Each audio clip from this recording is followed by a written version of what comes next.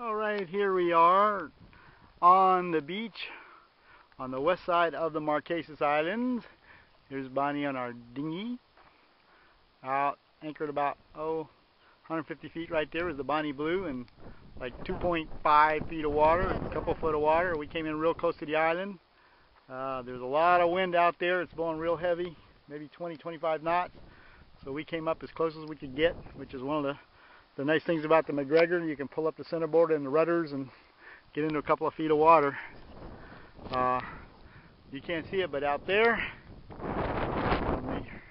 there's about 4 foot breaking waves, and then that's facing south, and then I'm going to swing around and face north, and out there is about the same. And each of those is one of the routes to the dry Tortugas. The routes go on the south side of these islands and the north side of these islands. Out here is a big area of shallow water about 20 miles out, known as the quicksands, and there's a couple other shoals and things, and so that's why you have the two routes that take you basically from Key West. You go south, just south from Key West and west, and then you can go just north of Key West and west and go on either side of those. And depending upon what the weather report says, we'll decide which one to take, because we're about equidistant between them here to meet them. So here we are, a little deserted island. Nice shell sand, low scrubby bushes. There's one palm tree, a couple Australian pine trees on here.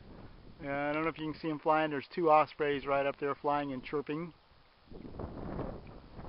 This is a group of islands. This is an atoll, and it's supposedly the only atoll in the Atlantic Ocean, and there's a group of islands around.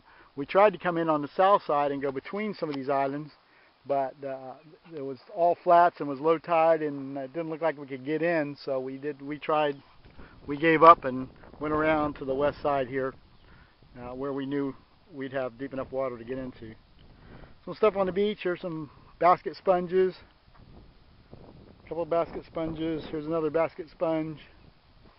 A few little critters and things on the beach. We saw a little nurse shark as we came in on the dinghy, the 100 feet or so. I don't see much in the way of foliage that I really recognize. It looks like here's some of the little lilies and dead black mangroves and that type of thing, and that's about all we see.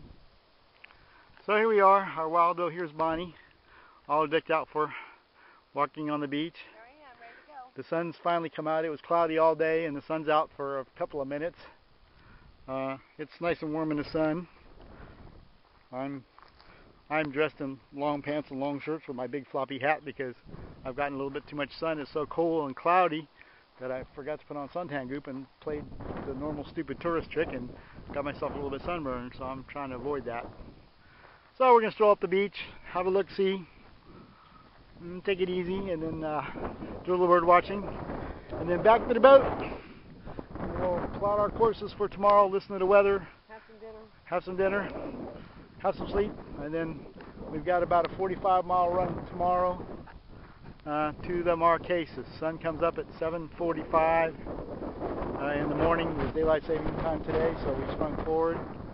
So there's about 12 hours of sunlight, so hopefully we'll be able to sail most of the way, and then we'll motor sail what we need so we can get there well before dark, so that we can get anchored and everything, because there's a lot of pretty apparently treacherous there, a lot of flats and a lot of reefs and things like that, so you want to be there in plenty of time to get yourself anchored.